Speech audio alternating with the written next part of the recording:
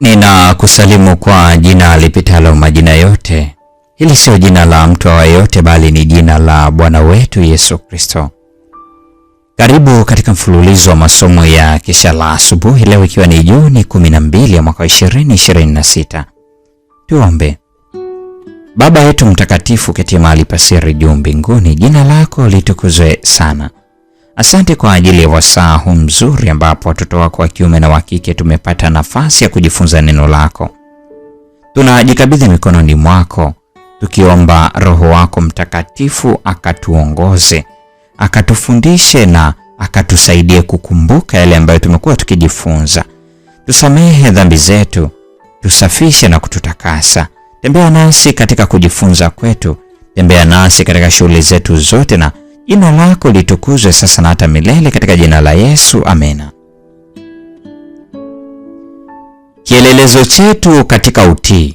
Kitabu cha Petro wa kwanza sura ile ya pili ya 21 na 22 inasema, kwa sababu ndiyo mlioitiwa, maana Kristo naye aliteswa kwa ajili yenu, akawaachia kielelezo mfuate nyayo zake.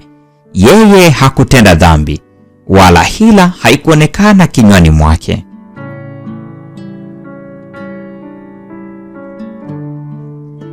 Mbele yetu tumewekewa uwezekano wa ajabu wa kuwa kama Kristo, watiifu wa kanuni za sheria ya Mungu.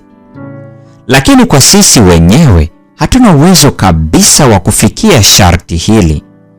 Kila kilicho chema ndani ya mwanadamu humjia kupitia kwa Yesu.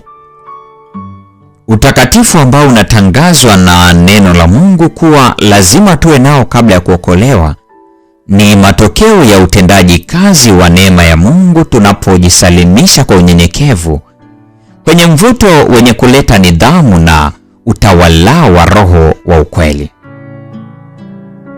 Utii wa mwanadamu unaweza kukamilishwa tu kwa uvumba wa haki ya Kristo, ambao hujaza kila tendo la utii wa kweli kwa manukato ya Mungu. Sehemu ya Mkristo ni kustahimili katika kushinda kila kosa. Anapaswa kuomba daima kwa Mwokozi ili kuponya kila udhaifu wa nafsi yake inayougua.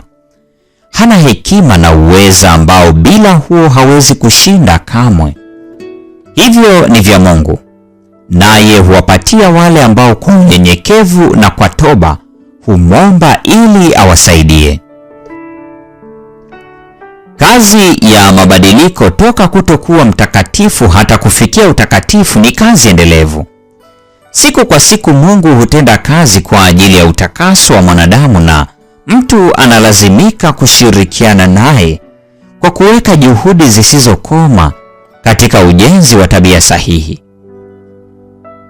Mungu atatimiza zaidi matarajio ya juu zaidi ya wale wanaomtumaini yeye.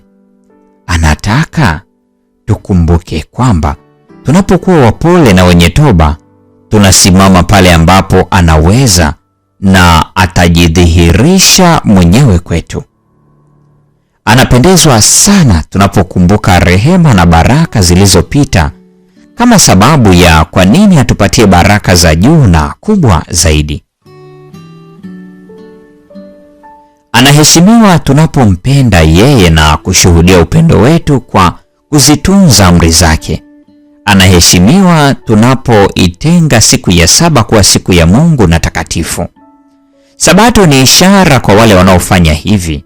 Mungu anatangaza, mimi Bwana ndimi niwatakasaye. Ezekiel 20:12. Utakaso humaanisha kuwa na desturi ya kujumuika na Mungu. Hakuna jambo kubwa na lenye nguvu kama upendo wa Mungu kwa wale ambao ni watoto wake. Hii ni Juni 12, mada ikisema kielelezo chetu katika utii. Na huu ndio mwisho wa tafakari ya mada hii siku ya leo. Neema ya Bwana wetu Yesu Kristo, pendo la Mungu na ushirika wa Roho Mtakatifu dumu kuwa pamoja nasi sasa na hata milele. Amina.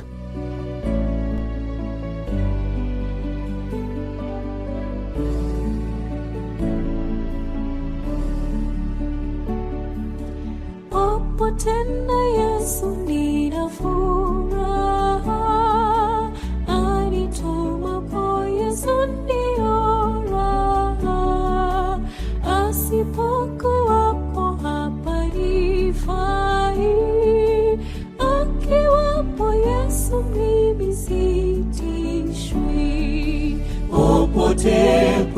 popote sina mashaka, popote na Yesu naweza kwenda. Popote, popote sina mashaka, popote na Yesu naweza kwenda.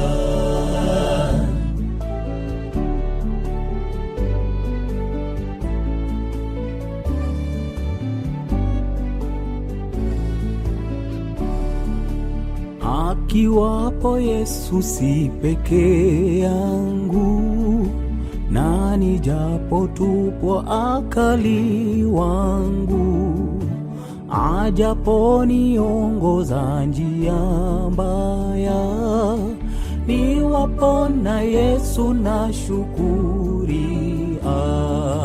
Popote, popote sina mashaka, popote na Yesu naweza kwenda. Popote, popote sina mashaka, popote na Yesu naweza kwenda.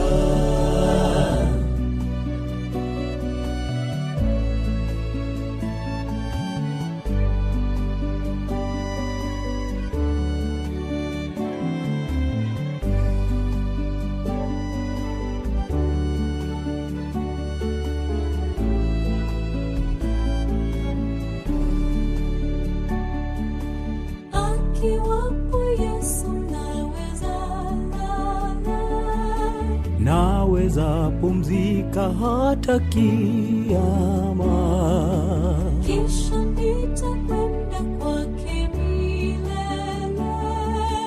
Akiwapo Yesu furaha tele.